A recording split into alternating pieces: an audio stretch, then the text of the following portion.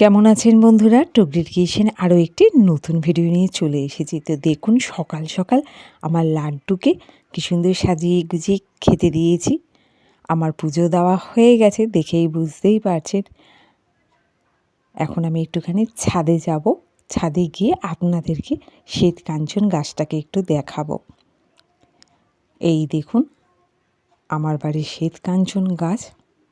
এতদিন একটা একটা করে ফুলও হচ্ছিল দেখিয়েছি, এইবার দেখুন পুরো গাছে কত সুন্দর ফুল ফুটেছে। প্রতিটা ডালে 3 থেকে 4টে করে কড়ি রয়েছে, আর এই গাছটা এখনও ভর্তি কড়ি। যখন পুরো ফুটে যাবে আপনাদেরকে পুরো ভিডিওটা তখন আবার করে দেখাবো। এবারে নিচে যাই চলুন, অনেক রোদ উঠেছে।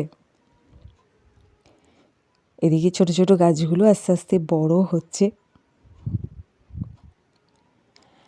সারাদিন বাড়িতে আমি এই করি, গাছ পাখি সংসার ঠাকুর এই নিয়েই আমার সারাদিন কাটে।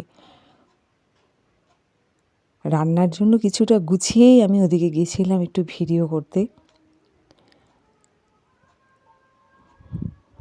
আজকে একটু চিকেন রান্না করব।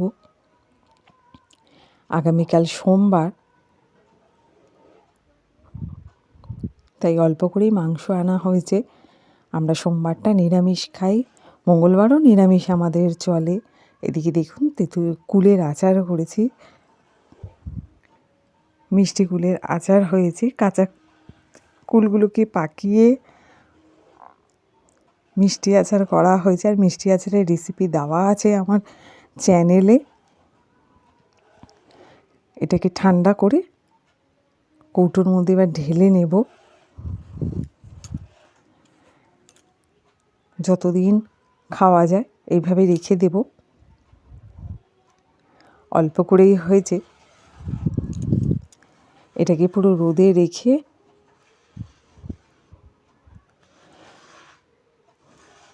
কেমন লাগলো ভিডিও কমেন্ট করে জানাবেন। যে যেখান থেকে ভিডিওটি দেখছেন লাইক দেবেন, সাবস্ক্রাইব করে পাশে থাকবেন নতুন বন্ধু হলে। দেখুন আজকের চকলেট ডে, কত পুরনো ডায়েরি আমার। চকলেটের খামগুলোকে আমি এভাবে প্রত্যেক বছর কর্তামশাই দেয় চকলেট, সব আমি এখানে এই ডায়েরিটার মধ্যে রেখে দিয়েছি। আজকের ভিডিও এখানে শেষ, টাটা।